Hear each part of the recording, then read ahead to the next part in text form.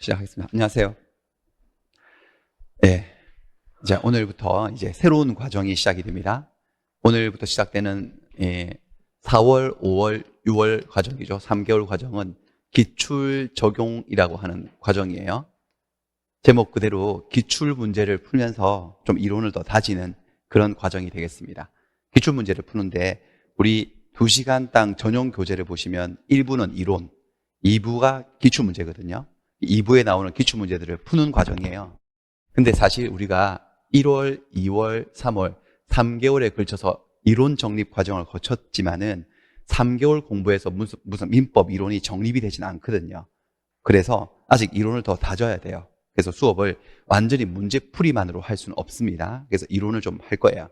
수업은 어떻게 진행을 하냐면 3교시 세 타임으로 할 건데 1교시, 2교시는 이론을 할 거예요. 이론을 좀 다루고 3교시에 가서 해당 문제, 기출 문제를 풀어드리는 방식으로 그렇게 수업을 진행하도록 하겠습니다. 그래서 오늘 이제 첫 진도 다시 시작하는 건데 민법 총칙에서요. 총칙에서 어디까지 진도를 나갈 거냐면은 여기까지 나갈 거예요. 법률행위의 목적까지 여기까지 진도를 나가도록 하겠습니다. 그러니까 이론 부분은 그림민법으로 진행하고 그 다음에 2시간 수업하고 난 다음에 여기 창 바꿔 한번 보여드릴까요? 여기 문제풀이. 여기 이제 우리 2시간당 전용 교재 기출문제 파트거든요. 여기를 풀어드릴 건데 노란색으로 되어 있는 것은 이미 우리가 1월부터 3월 과정에 문제를 좀 풀었지 않습니까? 좀 풀었거든요. 그 문제를 다시 풀 거예요. 또 풀 거예요. 또 풀고 또 어떤 문제들은 안 푼 문제들도 있거든요. 그 문제까지 다 풀어드릴 거예요. 이번 라운드에서는 그렇게 수업을 진행하도록 하겠습니다. 시작을 해볼게요. 제일 처음에 시작하는 부분은 요게 12페이지입니다. 그림민법 12페이지. 권리 변동의 모습에 관한 건데 권리의 변동이라고 하는 것은 그러니까 쭉 이론을 좀 빠른 속도로 점검을 해드리는 거예요. 아주 상세하게 천천히 하는 게 아니니까 잘 따라오셔야 되겠습니다. 권리의 변동이라 하는 것은 권리의 생로병사, 발생, 변경, 소멸입니다. 권리의 발생은 권리 취득이라고 하고 다시 두 종류의 모습으로 나눕니다. 원치 취득, 승계 취득. 권리가 처음 생기는 원치 취득. 그 예로서는 건물을 지으면 소유권이 처음 생기죠. 원치 취득. 그다음 무주물 선점, 바다 가서 낚시해서 고기 잡으면 소유권이 처음 생기죠. 무주물 선점을 통한 소유권 취득도 원치 취득. 그리고 시효 취득. 남의 토지를 20년 동안 소유 의사를 가지고 점유하면은 훗날 등기를 함으로써 소유권을 가지게 되는데 이 소유권은 갑의 소유권이 이렇게 넘어오는 이전적인 승계가 아니고 오랫동안 점유한 이 점유가 권리로 승화되는 새로운 소유권 취득이에요. 원치 취득이에요. 이런 게 원치 취득입니다. 지금 제가 노란색 형광펜으로 표시한 것은 특별히 더 중요해서 표시했다기보다는 조금 이따가 풀어드릴 문제 나온 부분들을 제가 좀 표시를 한 거예요. 이것들 위주로 좀 설명을 드리려고. 거기다가 이 밑줄까지 되어 있는 것은 아예 문제에 나와 있다는 것이고 밑줄 없는 부분은 제가 좀 추가적으로 설명하려고 제가 설명할 때 편하려고 한 거니까 여러분들 특별히 신경 쓰실 필요 없어요. 이 색깔 부분은 인강 보시는 분들도 마찬가지고. 자, 시효 취득도 원치 취득이에요. 그 다음에 승계 취득으로 가보면요. 승계 취득은 전주가 갖고 있던 권리를 물려받아서 계승해서 취득하는 건데 승계에도 두 종류의 승계가 있었죠. 이전적 승계가 있고 설정적 승계가 있었어요. 자, 권리가 이전되면 전주는 권리를 완전히 잃어버립니다. 후주에게 권리를 몽땅 줘버리는 게 이전이고 설정이 되었을 땐 전주가 권리의 힘 중에 일부를 떼어서 빌려주는 것이지 권리를 완전히 잃는 게 아니죠. 예를 들면 매매 계약을 하거나 상속이 이루어지면 권리는 완전히 이전됩니다. 매도인이 매수인에게 집을 팔아버리면 매도인은 소유권을 잃고 매수인에게 소유권을 완전히 넘겨주는 거죠. 그 다음에 아버지가 돌아가시면 아버지는 하늘나라고 하시고 모든 권리를 다 아들에게 넘겨주고 가시는 거야.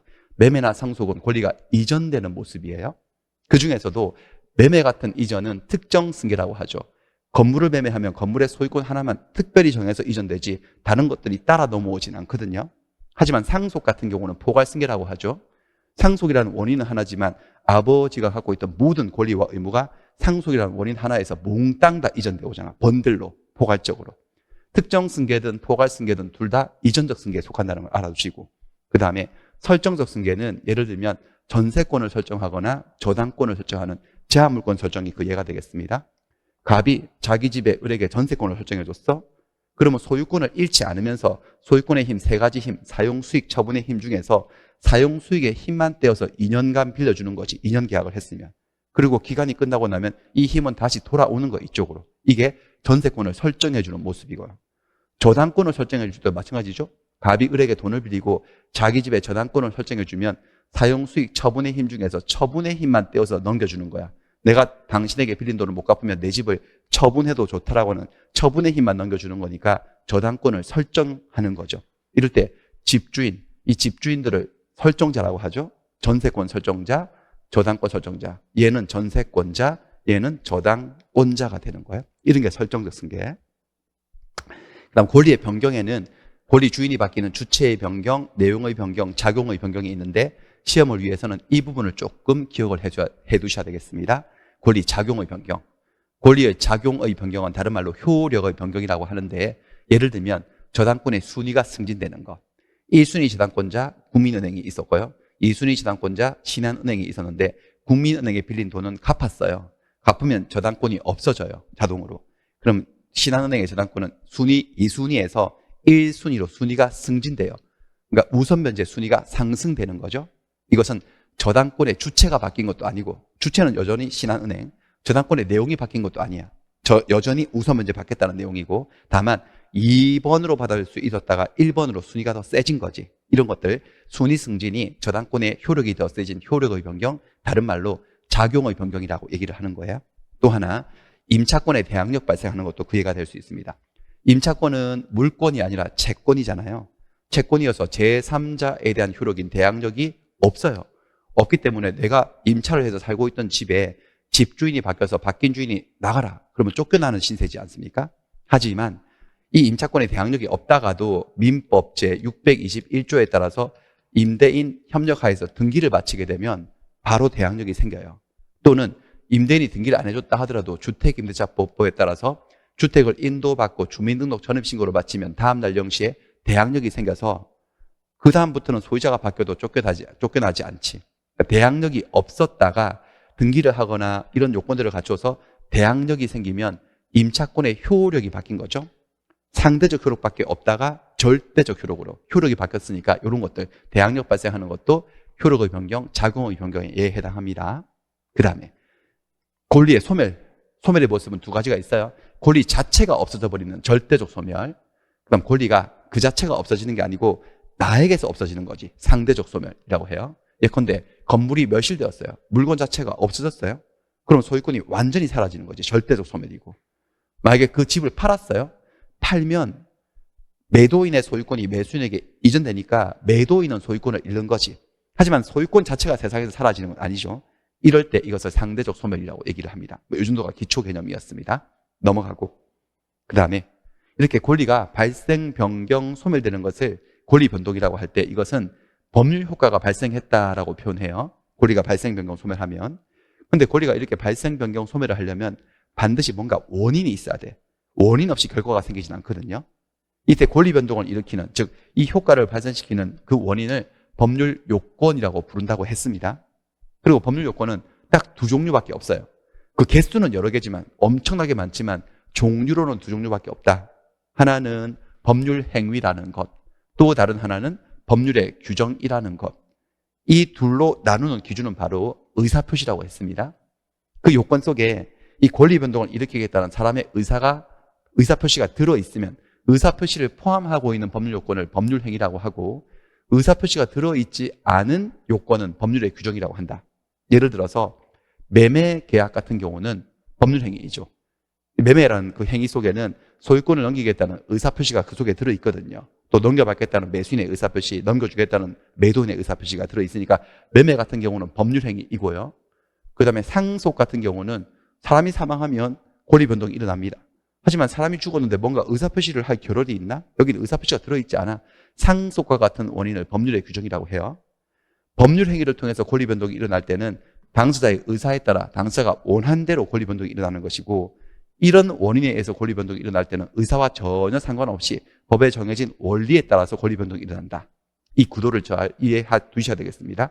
그런데 우리 시험 범위가 이렇게 돼 있죠. 민법 총칙 중에서 법률 행위에서 10문제를 내겠다 이렇게 나와 있어요. 그러니까 이쪽이 훨씬 더 중요하다는 거죠. 우리가 시험 범위로 봤을 때 이쪽도 물론 나오긴 하지만 여기서 시험 문제를 내겠다라고 하고 있어요. 그 다음에 조금 밑으로 가보시면은 법률 사실이라고 하는 게 나와요. 법률 사실이라고 하는 개념은 우리가 한 번도 다루지 않은 개념이거든요. 그 이론 정립 과정에서 다루지 않았던 파트인데요. 자, 여기서는 어디가 목표냐면 여기 준법률행위라고 하는 이 개념이 한 번씩 시험에 나와서 이 준법률 행위에 예에 해당하는 여기 박스친 이거요. 여기를 좀 여러분들이 기억을 해 두시기 위해서 제가 설명을 조금만 붙일게요. 그다지 중요하진 않아요. 엄청 시험에 자주 출제되는 부분은 아니지만 한 번씩 나오면 사람 애를 먹이죠. 조금만 설명드릴게요. 뭐냐? 법률 사실이라고 하는 것은 법률 요건을 구성하고 있는 하나하나의 사실들을 법률 사실이라고 해요. 여기 한번 보세요. 법률 사실들이 모여가지고 법률 요건을 갖추는 거야. 요건이 갖추어지면 그 효과가 발생하는 거예요. 그러니까 법률 요건은 완성품이라면 그 완성품을 구성하고 있는 부품들이 법률 사실이에요. 예를 들어 보면 매매를 하게 되면 매매는 법률 요건이거든요. 완성품이거든요. 매매를 하게 되면 매도인과 매수인 사이에 권리와 의무가 생겨요. 매도인은 대금 지급 청구권, 그 다음에 소유권을 이전해 줄 의무, 매수인도 소유권 이전 청구권, 대금 지급 의무, 이런 권리와 의무가 발생해요. 근데 이 매매라고 하는 법률 요건은 어떻게 이루어지냐면 일단 매도인이든 매수인이든 누군가가 상대방을 찾아와서 이 집 나한테 사실래요? 라고 청약을 한 사실도 있어요. 근데 이 청약만 가지고는 이런 효과가 생기지 않거든요. 그 청약을 받은 그 사람이 상대방이 알겠습니다, 사겠습니다라고 승낙을 하는 거지. 이런 두 개의 사실이 청약이라는 사실, 승낙을 했다는 사실 두 개의 사실이 합치가 되어서 결합됨으로써 매매라는 법률 요건을 갖추게 되는 거야. 이럴 때 이 청약, 이 승낙, 이 요건을 구성하고 있는 구성 부품들을 법률 사실이라고 얘기를 해요. 법률 사실, 여기 있네. 청약, 승낙 이런 부품들을 법률 사실이라고 하는 거야. 이런 사실들이 모여가지고 요건을 갖추고 효과가 발생하는 거야. 근데 이 법률 사실은 크게 둘로 나눠져요. 법률 사실 분류표인데 용태와 사건으로 얼굴용, 몸짓태. 이 법률 사실이 사람의 정신작용하고 관계가 있으면 용태라 그래요. 사람의 정신작용하고 아무 관계가 없으면 사건이라 그래요. 예를 들면 사람이 출생, 사망, 시간이 흐르는 거, 물건이 사라지는 거, 이런 사람의 정신작용하고 관계 없거든요. 이런 것들은 사건이라 하고, 그럼 사람의 정신작용과 관계 있는 사실들은 용태라고 해요. 그런데 그 사람의 정신작용이 외부로 드러나는 것을 외부적 용태라고 하고 내면에 머물러 있는 것을 내부적 용태라고 하는데 그 외부적인 용태는 바로 행위를 얘기하는 거야. 사람의 정신작용이 겉으로 드러나는 건 행위지 않나요? 행위. 내면에 머물러 있는 건 의식이에요. 그러니까 용태는 행위와 의식으로 나눠져요. 웃기죠? 이게 좀 복잡하죠? 그 다음에 이 행위가 사람의 행위는 법이라는 잣대를 딱 들이대면 두 종류밖에 없어. 법이 허용한 행위. 괜찮아. 그건 괜찮으니까 해도 돼. 적법 행위. 법이 금지한 행위. 하지마. 그건 하면 안 돼. 금지한 행위, 위법 행위 이렇게 나눠져요. 채무자가 채무를 이행하지 않는 채무 불이행이나 불법 행위를 저지르는 것은 법이 금지하고 있는 위법 행위여서 이런 행위를 하게 되면 손해배상 의무가 발생하게 돼 있어요. 그 다음에 사람의 적법한 행위는 다시 둘로 나눠지는데 적법 행위 중에 권리 변동을 일으키겠다는 자기 의사를 대외적으로 표시하는 거, 의사 표시요. 청약을 하고 승낙을 하고 취소를 하고 해제를 하고 하는 것들, 이런 것들이 적법 행위들이에요.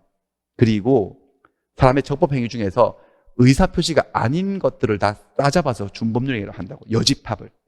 왜 준법률 행위라고 부르느냐 하면은 의사 표시를 위에서 살짝 봤지만 의사 표시를 담아서 하는 사람의 행위를 법률 행위라고 하지 않나요? 법률 행위라고 합니다. 그렇죠? 이 개념은 아시죠? 그러니까 준법률 행위라고 하는 것은 법률 행위에 준한다는 건데 그 속에 의사 표시는 들어있지 않은데 적법한 행위다라고 해서 준법률 행위라고 말을 해요. 다시 준법률 행위는 표현 행위하고 사실 행위로 나눠져요. 엄청 복잡하죠? 됐어요. 다 왔어요.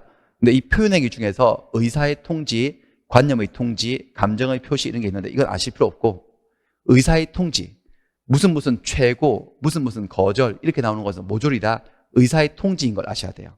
이건 의사 표시가 아니에요. 의사 표시가 아니라 의사의 통지로서 준법률 행위에 속한다는 걸 아셔야 됩니다. 최고라고 하는 것은 독촉하는 거잖아요. 촉구하는 거. 그러니까 무슨 최고, 무슨 거절 이런 것들 무조건 다 의사의 통지 준법률 행위예요. 이건 의사 표시가 아니에요. 예컨대 무권 대리가 있었어요. 갑의 대리인 을이 병과 계약을 맺었는데 대리권이 없는 자가 계약을 했어요. 이럴 때 상대방은 본인에게 야 무권 대리인이 한 것을 계약을 인정할 거야 안 할 거야? 추인할 거야 말 거야 라고 이렇게 물어볼 수 있잖아요. 최고. 이런 것들은 자기 의사를 표시하는 게 아니고 네 의사가 궁금하다고 대답을 요구하는 거야. 이런 것들은 의사표시가 아니라 의사의 통지로서 준법률행위라고 하는 거예요. 자, 그 다음에 관념의 통지라고 하는 것도 있어요.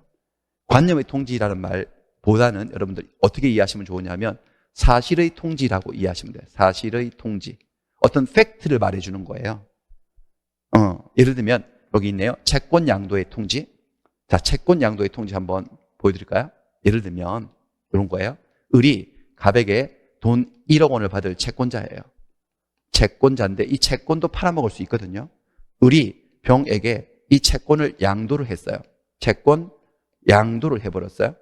그럼 채권 양도를 하면 채권이 이렇게 넘어간다고. 채권이 이렇게 45도 회전 이렇게요. 그래서 더 이상 을은 채권자가 아니고 얘가 채권자가 된 거야.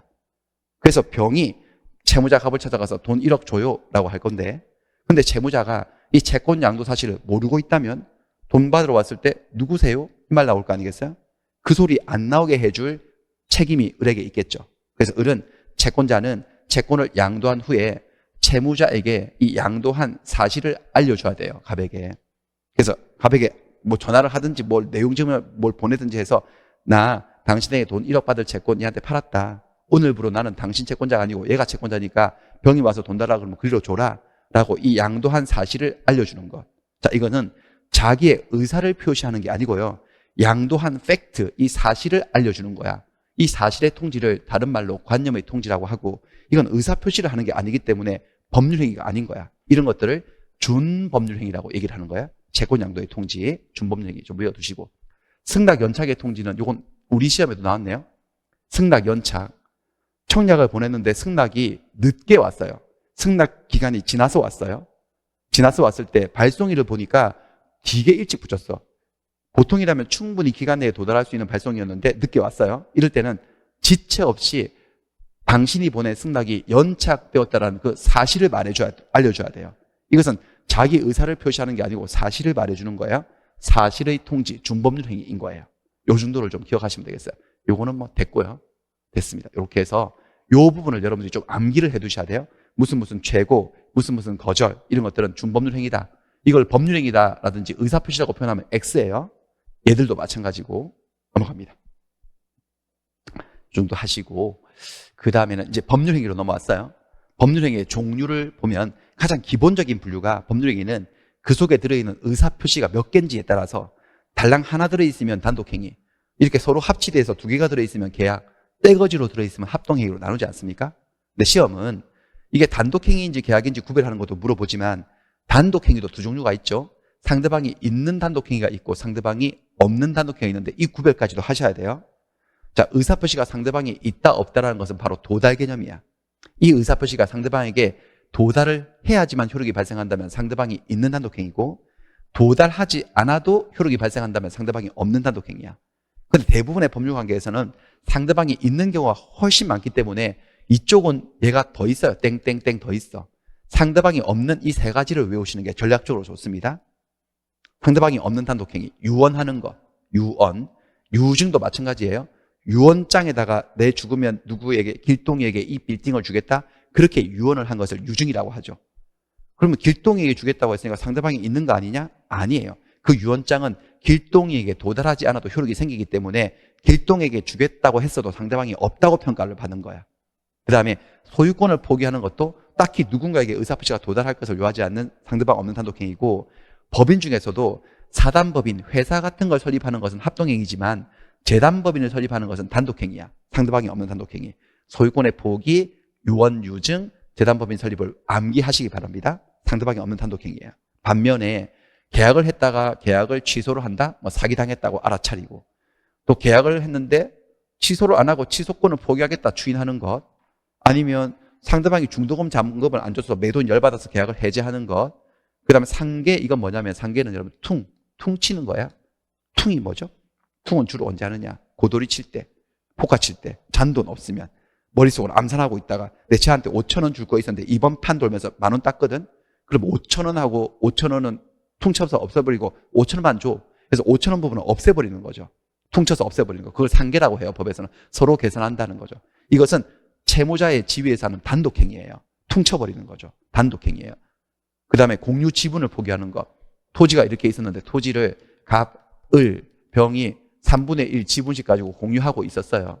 근데 얘가 지분을 포기한다? 일반 소유권의 포기는 상대방이 없는 단독행위지만 공유 지분권을 포기하는 것은 얘가 다른 공유자 을과 갑에게 의사표시를 해서 그 의사표시가 갑과 을에게 도달을 해야지만 효력이 생기는 상대방이 있는 단독행위예요. 이렇게 기억하셔야 되겠어요. 그러니까 얘들은 전부 다 상대방에게 도달해서 상대방의 그 어떤 의사표시 내용을 알 수 있는 상태가 되어야지만 효과가 생기는 상대방이 있는 단독행위예요. 그 다음에 뭐 계약은 뭐 이런 것들이 쭉 다 계약인데 주의하실 거 하나는 일방예약 이렇게 되어 있는 거예요. 일방예약은 계약입니다. 이 일방이란 말에 현혹되어서 이거 단독행위인가? 라고 생각하시면 안 되고 기억이 나실지 모르겠는데 일방예약이라 하는 것은 갑과 을이 예약을 했는데 이 예약을 완결시켜서 본계약으로 넘겨버리는 권리, 이른바 예약 완결권. 그 완결권을 둘 다 가지기로 하면 쌍방예약, 한쪽만 가지기로 하면 일방예약이라고 하는 것이지 예약 자체를 일방적으로 할 수는 없어요. 예약은 합의를 통해서 이루어지는, 예약은 모든 형태의 예약은 언제나 계약인 거예요. 분류상 계약인 거예요. 주의하시고. 그 다음에 이거 좀 어렵죠? 의무부담행위, 처분행위 구별요. 법률행위에는 의무부담행위가 있고 처분행위가 있어요. 차이는 의무부담행위를 하게 되면 의무가 생겨서 이행을 하는 문제가 남아있어요. 이걸로 끝이 아니라 어쩌면 시작을 하는 거지. 이행이라는 문제를 남기는 거고, 처분행위는 이 행위를 통해서 종국적으로 최종적으로 처분이 이루어졌기 때문에 더 이상 뭔가를 이행하는 문제가 남지 않아. 그런데 각종 채권행위들은 모조리 다 의무부담행위죠. 채권행위라 하면 이 행위를 통해서 채권이 발생한다는 소리거든요. 채권이 발생했다는 것은 상대방 입장에서 채무가 생겼으니까 채무를 이행하는 문제가 남아있는 거죠. 모든 채권계약들, 매매계약, 임대차계약, 교환계약, 증여계약, 얘들은 모조리 다 의무부담행위예요. 하지만 물권행위, 지상권을 설정하고 저당권을 설정하는 물권행위들, 이것들은 물권이 설정되고 나면은 그 물건을 지배하는 권리만 남는 거지, 이 물권 설정을 했다고 해서 두 사람 사이에 뭔가 이행의 문제가 더 이상 남지는 않거든요. 이것들이 처분행위예요. 또 하나 더, 자, 물권행위도 처분행위지만 준물권행위도 처분행위예요. 자, 이건 준물권행위 개념은 뭐냐면은 처분을 한 권리가 물권이면 물권행위라고 그러고 물권 이외의 다른 권리를 처분하면 준물권행위라고 해요. 방금 예를 들었던 채권양도가 준물권행위예요. 다시 한번 볼게요. 아까 그 예를 들어볼게요. 을이 갑에게 돈 1억 원을 받을 채권이 있어요. 근데 을이 이 채권을 병에게 양도를 해버렸네. 그럼 채권 양도의 합의가 이루어지는 순간 채권은 이쪽으로 이사를 가버립니다. 그럼 양도를 한 이후에 이 양도 계약을 했다고 해서 을이 병에게 더 이상 뭔가를 또 이행해야 될 문제는 없어. 그냥 채권이 넘어가 버리는 거지, 이쪽으로. 처분을 해버린 거야, 채권 자체를. 근데 처분을 한 권리가 물권을 처분한 게 아니고 물권 이외의 권리, 채권을 처분했기 때문에 이런 것들을 준물권행위라고 얘기해요. 그래서 물권행위하고 준물권행위는 처분행위에 속하는 거야. 법률행위를 의무부담행위하고 처분행위로 나누는 이유는 뭐냐? 무권리자가 했을 때요. 이 토지나 건물에 대해서 아무런 권리가 없는 사람이, 소유자가 아닌 사람이 의무부담행위를 했어요. 채권계약, 매매계약, 교환계약, 임대차계약. 그거는 처분권이 없다 하더라도 효력이 생겨요. 즉 의무가 발생을 하죠. 내 거든 내 거가 아니든 약속을 해서 의무 자체는 생길 수 있어요. 하지만 내 것이 아닌데, 처분권한이 없는데 처분을 할 수 없으니까 무권리자가 처분행위를 하게 되면 그 효과는 생기지 않아요. 무효예요. 그러니까 무권리자가 했을 때 유효인지 무효인지 차이가 있는 거지. 여기서 제일 중요한 거, 그림에도 있지만, 매매계약은요, 매매계약은 의무부담행위죠. 매매계약이라 하면 둘이서 만나가지고 나는 소유권을 넘겨주겠다고 약속하고 얘는 돈을 주겠다고 약속하는 이 약속을 매매계약이라고 하죠. 그렇죠? 그러니까 이 약속을 하고 난 다음에 이행이라는 문제가 남아있어. 한참 남아있어. 의무부담행위, 채권행위인 거야, 매매계약은. 따라서 매매계약을 체결할 당시, 이날 당시 매도인 갑이 이 건물의 주인이 아니었어. 소유자가 아니고 남의 집, 남의 땅 가지고 계약했다 하더라도 계약 단계에서 이 약속은 유효하다는 거죠. 남의 집을 매매했다고 약속 자체가 무효가 되진 않아. 그러니까 남의 집을 매매했으면 그 사람한테 소유권을 주기 위해서 이 매수인에게 약속대로 넘겨줄 의무는 정상적으로 발생한다는 거예요. 이게 포인트가 되는 거죠. 네, 그렇습니다. 넘어가겠습니다. 그 다음에 법률행위 요건으로 가서요. 자, 법률행위가 당사자가 원한 대로의 효과가 발생하기 위해서는 일정한 요건을 갖춰야 되는데 거기에는 성립 요건이 있고 효력 요건이 있었어요. 성립 요건부터 먼저 따져야 되죠. 모든 법률행위는 법률행위로서 성립하기 위해서 탄생하기 위해서는 세 가지의 요소를 갖춰야 되죠. 당목의, 법률행위를 하는 당사자와 법률행위를 하는 목적과 의사표시 세 가지가 존재해야 됩니다. 혹시 이 법률행위가 계약이라면 계약이 성립하기 위해서는 계약을 체결하려고 하는 두 명의 당사자와 적어도 그 다음에 계약을 하려는 목적, 뭔가 권리 변동을 일으키려는 목적과 그 다음에 계약을 하자고 하는 두 개의 의사표시가 합치돼야 돼요. 이때 계약을 하자고 먼저 한 의사표시를 청약이라고 하죠. 그래서 청약을 받고 그래 하자라고 맞장구 치는 의사표시를 승낙이라고 해요. 청약과 승낙이 합치돼야 돼요. 합치가 되면 계약이 성립하는 거야. 근데 이 계약의 성립은 계약이 체결되었다는 것이지 이게 뭐 계약이 효력이 발생했다고 단정할 수는 없어요. 이렇게 성립한 계약이 진짜로 효력이 발생하기 위해서 유효가 되기 위해서 갖춰야 될 요건이 여기 쭉 나와 있네. 계약이 유효가 되려면 계약을 체결한 두 당사자가 계약 당시에 세 가지의 능력, 권리 능력, 의사 능력, 행위 능력을 갖추고 계약을 했었어야 되고 계약의 목적, 그들이 일으키려고 하는 권리 변동은 목적은 확정이 돼야 되고 실현이 가능한 것이어야 되고 적법한 것이어야 되고 사회적으로 타당한 것이어야 되죠. 확가적사. 그다음 그 속에 들어있는 의사 표시에 있어서 그 내면의 의사와 외부의 표시가 일치해야 되죠. 그리고 의사 형성 과정에 사기나 강박을 당한 하자가 없어야 되죠. 이 모든 것들이 갖추어져서 하게 되면 법률행위는 효력이 발생을 한다라는 겁니다. 그래서요. 혹시 성립 요건을 갖추지 못했다. 아예 둘이서 합의를 보지 못했다? 그럼 아예 불성립이야. 계약은 존재하지 않는 거예요. 이거는 계약 자체가 부존재하는 거예요. 근데 합의를 봐가지고 계약이 성립을 했다. 그리고 효력 요건 쫙 다 갖췄어. 위에서 본 거. 그러면 유효가 되는 거지. 유효요. 유효. 근데 성립 요건을 갖춰서 성립했다 하더라도 효력 요건 중에 일부를 갖추지 못하게 되면 효력이 정상적으로 생기지 않아. 생기지 않은 현상에는 성립하자마자 처음부터 아무 효과도 안 생기는 무효도 있고 효력이 살짝 생겼다가 취소권자의 의사표시에서 다시 소급해서 무효가 되는 취소도 있습니다. 어떨 때는 무효가 되고 어떨 때는 취소가 되는지를 구별하셔서 외우셔야 되는데 취소 사유로 외우는 게 속 편하다고 했습니다. 숫자가 적기 때문에 세 가지뿐이다. 재착하, 제한능력자가 법률행위 했을 때, 그 다음에 착오에 빠져서 법률행위 했을 때, 사기나 강박을 당해서 하자 있는 의사표시로 법률행위 했을 때, 이 세 가지 사유가 취소 사유고 나머지는 전부 다 무효 사유가 되는 거죠. 그래서 이 그림을 잘 보시면 보세요. 우리가 법률행위가 무효다 또는 취소할 수 있다. 이 모든 것들은 법률행위로서 성립을 했을 것을 전제로 한 개념이지. 혹시 법률행위가 성립조차 하지 못했다면 도대체 무효 취소를 논할 이유도 없는 거지. 그 얘기가 밑에 있어요. 법률행위가 성립하지 않은 현상과 여기와 무효 취소를 구별하세요. 다른 겁니다. 위치가 다릅니다. 포지션이. 그래서 법률행위가 성립조차 하지 않았을 때는 무효에 관한 법리가 적용될 수가 없지. 성립하지 않았을 때는 무효행위의 전환, 이거 기억나시나? 무효행위 전환 법리, 무효행위 추인, 뭔지 기억 안 난다 하더라도 어쨌든 무효 어쩌고 저쩌고 하고 있으니까 저기 불성립한 여기를 놓고 이 얘기를 할 수는 없다는 거야. 성립을 한 것을 전제로 해서 따지는 거죠, 무효도. 또 법률행위가 성립하지 않았을 때는 마찬가지 이유로 취소의 문제가 생길 수가 없어요. 없어요. 한 세 가지 정도 쟁점이 있는데 아직 이 두 가지는 안 배웠고요. 요거요. 이건 오늘 할 거고 이건 이미 했어요. 숨은 불합이라고 기억나실지 모르겠네. 숨은 불합이 홍콩 달러, 미국 달러 사건. 그렇죠? 미국인 아메리칸, 중국인 차이니즈가 홍콩에서 만나가지고 계약서까지 썼는데 동상이몽을 해서 얘는 미국 달러라고 생각했고 얘는 여기가 홍콩이니까 홍콩 달러라고 생각해서 서명을 했다면 서로 합의를 못 본 거야. 합의가 안 됐으면 계약 자체가 성립을 안 한 거예요.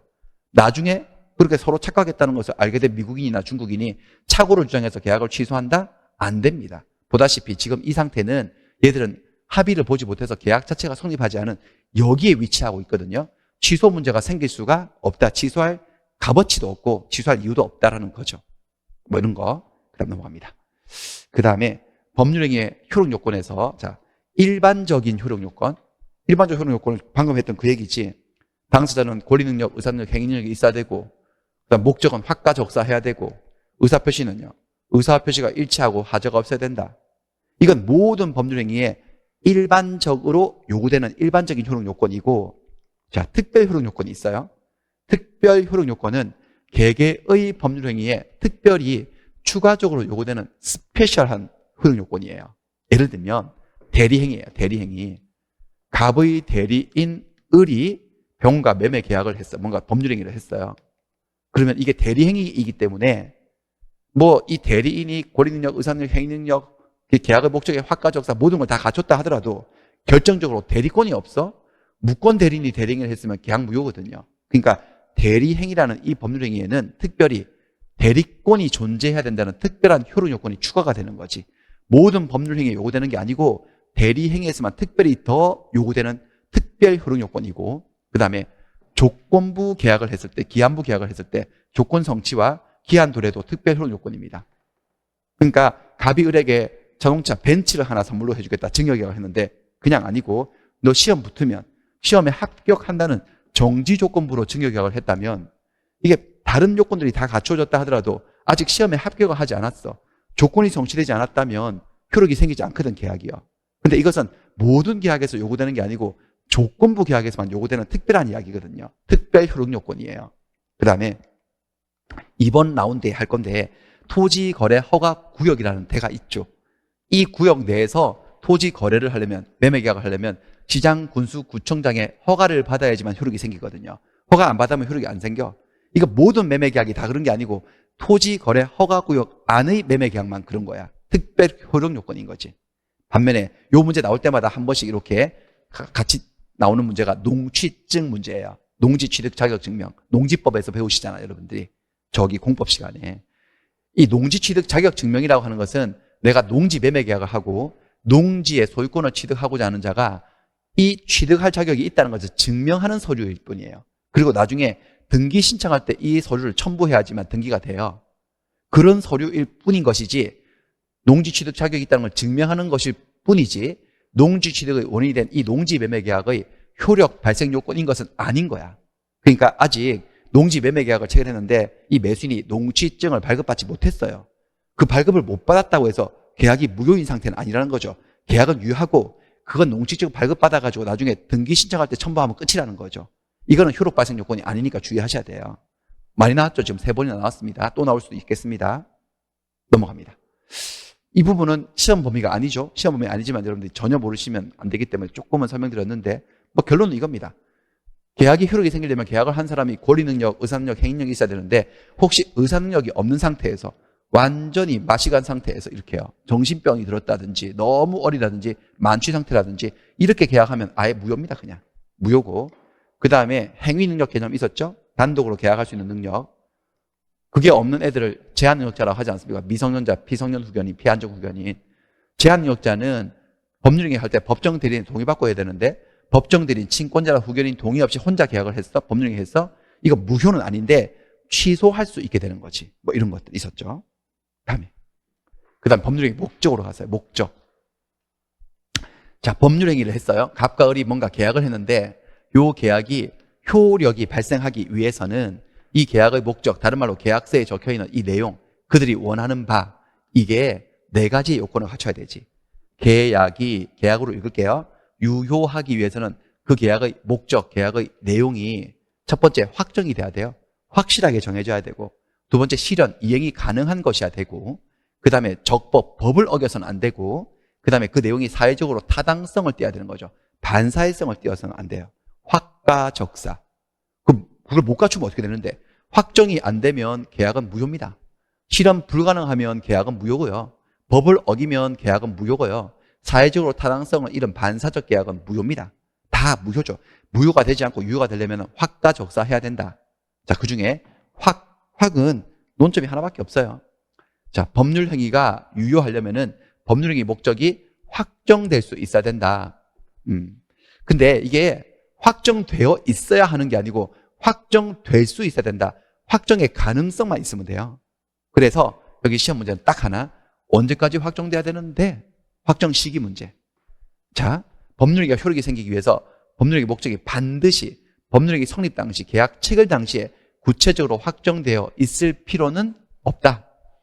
그렇게 돼 있으면 제일 좋지, 베스트인데 꼭 그럴 필요는 없고 그 목적을 실현할 때까지, 즉 이행기까지만 확정되면 족하다. 확정되기만 하면 충분히 효력이 발생할 수 있다라는 소리죠. 그래서 구체적인 예로서 매매계약이 10월 1일 날 체결되었어요. 10월 1일 날 계약하고 그 이행, 소유권을 넘겨주고 대금 지급하는 것은 10월 31일 이날 하기로 했어요. 저기는 성립시고 여기는 이행기예요. 이행기고 저기는 계약 성립시고 법률행위 성립시고요. 그럴 때 요 성립한 계약이 효력이 발생하려면은 구체적으로 얘가 어떤 고리를 넘겨주고 얘는 얼마를 주는 것인지가 확정이 돼야 된다는 거야. 근데 그 확정이 계약하는 이날 꼭 확정될 필요는 없다라는 거지. 이 전까지만 확정되기만 하면 얼마든지 이행이 되기 때문에 효력이 생길 수 있어요. 매매의 목적물과 매매의 대금, 뭘 주고 얼마를 줄 것인지는 반드시 계약 체결이 곧 성립이라고 했습니다. 10월 1일 당시에 구체적으로 확정되어 있어야 하는 것은 아니고 이를 사후에라도 나중에라도 구체적으로 확정할 수 있는 방법과 기준만 이 계약 체결날 정해놓고 있으면 충분히 계약은 효력이 생길 수 있다. 요거 하나. 시험 문제는 여기밖에 안 나와요. 19회 22회 때 나왔네요. 그 다음에 두 번째 법률행위가 유효하기 위해서는 법률행위 목적이 실현 가능한 것이어야 돼요. 가능한 것이어야 돼. 계약을 했는데 말도 안 되는 계약을 했어. 뭐 죽은 사람 살려주면 돈 10억 주겠다. 그런 계약은 불가능한 계약이어서 무효가 된다는 거죠. 가능해야 돼요. 계약이 유효가 되려면. 근데 불가능하면 무효인데 불능에도 두 종류의 불능이 있지. 원시적 불능과 후발적 불능이요. 원시적 불능, 후발적 불능. 너무너무 중요하죠. 불능이 된 시점의 문제입니다. 시점. 원시적 불능은 원래 시작할 때부터 불능이다 이 말이잖아. 그러니까 법률행위가 성립된 당시 계약을 체결하는 그 순간부터 아예 안 되는 계약을 한 거야. 말도 안 되는 계약. 죽은 사람을 살려주겠다는 계약 같은 거 한 거지. 그러면 원시적 불능이고 그런 계약은 무효입니다. 쓰레기입니다. 쓰레기. 효력이 생기지 않습니다. 예를 들면 이미 멸실된 건물에 대한 매매 계약을 체결했다. 제주도 별장 사건. 제주도 별장 며칠 전까지 가서 쉬고 왔는데 근데 9월 25일 날 별장이 소실되었는데 서울에 있는 별장 주인은 그 사실을 몰랐나 봐. 연락이 안 왔나 봐. 별장 주인에게. 그래서 서울에서 10월 1일 날 이 별장의 소유권을 넘겨주겠다는 계약을 체결한 거지. 그러면 이 매매 계약은 별장의 소유권을 이전하는 것을 내용으로 하는 계약인데 소유권이 없는데 어떻게 이전을 하겠어요? 불가능한 계약을 한 거지. 근데 불능의 시점이 계약 체결 이후에 불능이 된 게 아니라 체결 당시부터 이미 불능이었어. 이런 불능을 원시적 불능이라고 하고 이건 계약 체결되어도 효력이 생기지 않지. 그러니까 소유권을 넘겨줄 의무, 돈 받을 권리 아무것도 생기지 않는 거예요. 그러면 무효의 공식에 따라서 아직까지 이행하지 아니한 잔금은 지급할 필요가 없어요. 계약 체결했다가 계약금도 지급하고 중도금도 지급했다가 이쯤에 알게 됐거든요. 매수인도. 황당하죠. 그러면 잔금은 줄 필요 없고 안 줘도 되고 계약금 중도금 준 것은 부당이득이니 돌려주세요라고 반환 청구할 수 있고 돌려받아야 되지. 근데 부당이득 반환받아서 계약금 중도금을 돌려받는다고 얘가 해피할까요? 그렇지 않습니다. 이것 때문에 쓸데없는 계약을 해서 엄청난 손해를 입을 수도 있잖아요. 그에 대한 손해배상 문제가 별도로 생길 수 있어요. 준 거 돌려받는 거 말고 그 손해배상 문제를 우리가 배웠죠. 계약 체결상의 과실 책임이라고 해서요. 116페이지에서요. 계약 체결할 때부터 과실이 있지. 매도인은. 별장을 파는 사람은 마지막으로 계약하기 전에 별장이 잘 있나 정도는 알아봤어야지. 그걸 알아보지 않고 있지도 않은 별장을 매매해서 매수인을 골탕을 먹였으니 계약 체결상의 과실로 인해서 상대방의 손해를 끼쳤을 때 그 손해를 배상할 책임, 이게 계약 체결상의 과실 책임이었잖아요. 이런 문제가 있었죠. 자, 이게 원시적 불능 이야기. 그 다음에 후발적 불능으로 가볼까요? 그림 달라지죠. 후발적 불능은 법률행위 성립 이후에 불능이 됐을 때. 그러니까 계약 체결할 당시에는 멀쩡히 잘 있는 건물을 매매한 거야. 별장을. 그러면 계약은 유효지. 소유권 넘겨주겠다는 약속은 지켜줘야지. 의무도 생기고 권리도 생겨요. 넘겨줄 의무, 돈 받을 권리 다 생겨요. 그런데 이날 넘겨주기로 했는데 계약은 전환하고 약속은 이날 이행하기로 했는데 이 20일 날 건물이 소실돼 버렸어. 그럼 소유권이 없어졌으니까 소유권 이전은 불가능해졌죠. 이것은 계약 성립 이후에 발생한 불능, 후발적 불능이죠. 이럴 때는 이 불능이 되었다, 집이 불났다고 해서 다시 저 원시적 불능처럼 돌아가서 이 계약이 무효로 엎어지는 것은 아니에요. 계약은 무효로 되지 않는다는 걸 아셔야 돼. 그래서 불능이 되면 무효라고 할 때 그 불능은 오로지 원시적 불능을 얘기하지 후발적 불능은 계약을 무효로 만들지 않아. 계약은 유효했던 거야. 처음에 출발이. 그럼 집도 없는데 어떻게 해결을 할까? 둘로 나눠야 되죠. 불능이 된 채무. 지금 집이 불나서 불능이 된 채무는 매도인의 채무가 불능이 된 거잖아요. 이 채무자, 이 채무자는 여기서 매도인을 의미한다고 했어요. 왜 그런지 이유는 여러 번 설명드렸고, 채무자에게 귀책 사유, 고의 과실이 있냐 없냐를 나눠서 처리해야 돼요. 즉 이 집을 불낸데 매도인의 잘못이 있냐 없냐. 잘못이 있으면 책임을 져야 되지, 마땅히. 그게 바로 채무 불이행 책임이에요. 그래서 매수인은 채권자의 입장에서 채무자인 매도인에게 책임을 물어서 왜 매매한 집을 잘 관리를 안 해가지고 그렇게 불태워 먹었냐. 나는 열받았다. 계약을 해지할 테다. 계약을 해제시켜버리고 원상회복을 청구할 수 있죠. 원상회복이라 하는 것은 부당이득 반환 청구, 즉 나한테서 받아갔던 계약금 중도금을 다 돌려달라고 청구할 수 있어요. 그것으로 분이 안 풀리죠. 그 외에 별도로 내가 입은 손해는 별도로 따로 손해배상 청구를 따로 할 수 있어요. 이렇게 채무자의 귀책 사유로 불응이 되면 채권자는 계약을 해제하고 손해배상까지도 청구할 수 있게 되는 거죠. 그에 대한 책임을 마땅히 져야 되는 거고, 채무자는 그 책임을 채무불이행 책임이라고 하고, 그 다음에 혹시 이게 불이 난 사연이 벼락쳤어요. 뭐 번개쳐가지고 이렇게 자연재해 등으로, 즉 채무자의 매도인의 귀책 사유 없이 불응이 되었을 때는, 이때는 매수인이 계약 해제도 손해배상 청구도 못하고 단지 이 손실, 이 불행한 손실을 위험이라 그랬죠. 여기서 이 손실을 누가 부담을 하고 이 매매를 끝을 낼 것이냐 문제로 남는 거지. 위험 부담 문제, 위험 부담. 원칙은 채무자, 매도인이 위험 부담하는 게 원칙. 따라서 이렇게 매매한 별장이 천재지변으로 쌍방에게 잘못 없이 내려앉아가지고 이행할 수 없게 되면 매도인 채무자가 위험을 떠안아서 반대급부를 청구할 수 없게 되죠. 매매 대금을 달라고 못해요. 받은 대금도 다 돌려줘야 돼요. 그럼 집만 날라갔고 돈을 못 받으니까 그 손실 위험은 채무자가 부담하게 되는 거야, 매도인이. 예외도 있죠. 매수인이 와서 불을 질렀어. 을이 와서 자기가 계약해 놓은 집을 불을 질렀어. 흥분해가지고. 그러면은 채권자가 위험을 부담해서 여전히 대금을 치러야 되는 경우도 있고, 뭐 이런 걸 배웠습니다. 다. 기억이 나실지 모르겠는데 배웠습니다. 됐어요. 그리고 그 다음에 확가적사의 세 번째 적법. 계약을 했을 때 계약이 효력이 생기려면은 계약의 내용이 법을 어기면 안 됩니다. 법이 하지 마라고 한 계약을 해놓고 유효라고 말하면 말도 안 되지. 법을 지켜야 돼. 적법해야 돼요. 적법. 근데 여기서 말하는 법은 강행법규, 강행규정을 말하는 거예요. 법 규정도 배워보니까, 죄송합니다. 법 규정도 배워보니까 강행규정이 있고 임의규정이 있었잖아요.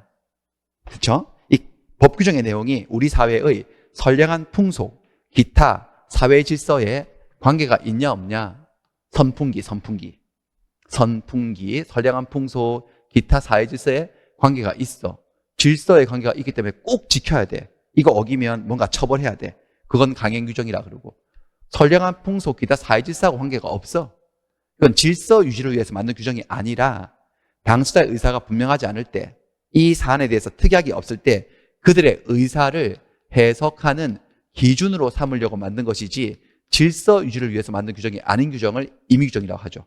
그러니까 임의규정은 당사자가 이 규정대로 안 하고 다르게 할 건데요, 우린 다르게 할 거예요 라고 하면 그래요, 다르게 하세요 라고 인정해 주지. 이건 다른 의사가 없을 때 이게 기준점이라는 거지, 다르게 하고 싶으면 다르게 해도 되는 거야. 이게 임의규정이고, 다르게 하면 처벌받는 게 강행규정이죠. 다르게 하는 걸 용납하지 않지. 이쪽에 강행규정인데, 통설에 하면 강행규정을 다시 효력규정과 단속규정을 나누어서, 효력규정은 둘 다 강행규정이기 때문에 위반하면 안 돼요. 위반하면 뭔가 제재, 불이익, 처벌이 따릅니다. 하지만 효력규정을 위반하면 계약도 효력이 없습니다. 처벌은 기본이고 계약도 무효 처리됩니다. 하지만 단속규정은요, 위반을 했을 때 처벌은 해요. 단속은 때리는데 계약의 효력은 건드리지 않고 계약은 사법상 효력을 인정해 주는 거지. 그래서 이 강행규정이 효력규정인지 단속규정인지를 구별하는 문제가 나옵니다. 여기 있는 거 정도 아시면 되는데, 모르셔도 되는 거 좀 말해드릴까요? 몰라도 될까? 근데 몰라도 되고 몰라도 되고 몰라도 돼요. 이거 사실 이것도 무거워가 이거 아니고 이거 몰라도 돼요. 재미될 거. 다른 것들 정도 조금 몇 가지 제가 노란색 표시해 놓은 것만 좀 몇 개 볼게요.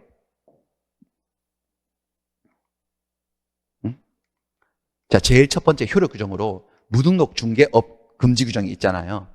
중개사법에, 공인중개사법에 중개를 업으로 하려면, 한 번 하는 게 아니에요. 업으로 보수받고 계속적 반복적으로 하려면 일단 중개사 자격증을 자격을 취득해서 중개사무소 등록을 하고 업을 해야 되죠. 등록도 하지 않은 채 업을 하지 마라. 금지하는 거야. 이건 효력 규정이기 때문에 혹시 어떤 사람이 무자격, 무등록인 채로 중개업을 했어. 계속 한 번 한 게 아니야. 한두 번 한 게 아니고 계속 했어요. 그 사람이 중개 의뢰인과 맺은 중개 보수 약정은 처벌만 받는 게 아니고 보수 약정 자체가 뭐가 된다는 거죠. 계약 자체가 뭐가 된다? 무효가 되죠. 무효가 되기 때문에 그런 사람은 중개 보수를 받을 권리가 생기지 않아. 사실 그 의뢰인이 주니까 받는 거지. 나중에 의뢰인이 당신 무자격자 아닙니까? 안 줄 거예요. 라고 버티면 소송해도 못 받아요. 계약 무효 처리되기 때문에. 처벌받고. 그 다음에 초과 보수 약정 금지. 자, 이제 중개사 자격증도 있고 등록도 했어요. 했다 하더라도 법정 한도를 초과해서 보수를 받는 거 금지되고 있죠. 혹시 초과 보수를 받기로 계약을 맺었다 의뢰인가? 그것도 무효입니다. 무효인데 이건 전부 다 무효인 건 아니고 초과된 부분만 무효 처리되지. 법정 한도까지는 받아낼 수 있고 초과된 부분 일부 무효로 간다는 거예요. 명의신탁 최근에 배웠죠. 부동산 실명법이 명의신탁 하지 말라고 하고 있는데 하면 어떻게 되느냐. 실명법 4조 1항이 명의신탁은 무효다라고 선언하고 있어요. 명의신탁 확정 무효예요. 그에 따라 이루어진 수탁자명의 등기도 무효고 다 무효 처리됩니다. 물론 처벌도 합니다. 그 다음에 토지거래 허가구역 내에서 토지거래계약을 할 때는 시장군수구청장의 허가를 받아야 된다. 허가를 안 받으면 계약은 효력이 생기지 않는다고 법에 선언하고 있어요. 이렇게 법에서 뭔가를 요구했는데 그걸 따르지 않았을 때 계약 자체를 효력을 인정 안 해주는 규정을 효력 규정이라고 한다는 거지. 반면에 이쪽을 보시면은 자 단속 규정요. 중간 세약 등기 금지 규정, 미등기 전매 금지 규정, 미등기 전매, 미등기 전매, 갑이 토지를 을에게 매매를 했어요. 이 매수인이 토지를 다시 한번 또 파는 거예요. 이걸 전매라고 하죠. 전은 again 이 말이에요. 다시 한번 once again. 그러니까 내가 임차인인데 또 임대를 놓으면 전대, 내가 전세권자인데 또 전세를 놓으면 전전세, 내가 매수인인데 또 매매를 하면 전매라고 하죠. 그 일이 앞에 일이 한번 다시 반복될 때 전자를 붙이는 거야. 뭐 특별한 매매가 따로 있는 게 아니고 전매라고. 그런데 우리 부동산 등기 특별조치법은 뭐라고 하고 있느냐. 매수인들아 전매하고 싶어? 그러면 네가 이 매매를 원인으로 하는 소유권 이전 등기를 신청하고 전매해. 네 앞으로 등기 안 한 채 미등기인 채로 이거 전매하지 마. 미등기 전매를 금지하고 있어요. 왜? 미등기 전매를 금지하는 이유가 뭐였죠? 미등기 전매를 허용하면 다 미등기 전매하고 난 다음에 자기는 등기부에 생략하고 최초 매도인으로부터 최종 매수인에게 다이렉트로 등기를 해버려가지고 이게 뭐예요? 이게 중간 세납 등기를 해서 등기부에 을이 사라져버리지. 그러면 취득할 때는 취득세, 양도할 때는 양도세를 안 낼 수도 있잖아. 들키지만 않으면. 세금을 못 걷는 거지. 그래서 미등기 전매하다가 중간 세납 하다가 딱 걸려봐봐. 그러면 3년 이하 징역, 1억 원 이하 벌금으로 형사처벌하겠다고 법을 만들었어요. 처벌 규정을 둔 거지. 강행 규정으로. 하지만 그것은 처벌하겠다는 것이지 그렇게 처벌 규정을 뒀다고 해서 미등기 전매 계약이나 중간 생략 등기가 무효가 되는 거냐? 아니에요. 그건 아니에요. 중간을 생략해서 등기했다 하더라도 이 매매 계약과 이 매매 계약 중간 거래들만 유효하다면 얘가 처벌받는 것은 별개의 문제고 등기는 효력이 인정이 돼요. 그렇습니다. 그래서 미등기 전매 금지 규정, 중간 생략 등기 금지 규정은 중간을 생략했다고 해서 등기를 무조건 무효로 만들려고 하는 효력 규정인 것이 아니고 일단 처벌하겠다고 하는 단속 규정이고 중간을 생략한 등기가 유효가 될지 무효가 될지는 따로 따져봐야 될 문제. 유효가 될 때도 있고 무효가 될 때도 있다. 그건 사건마다 달라요. 그거는.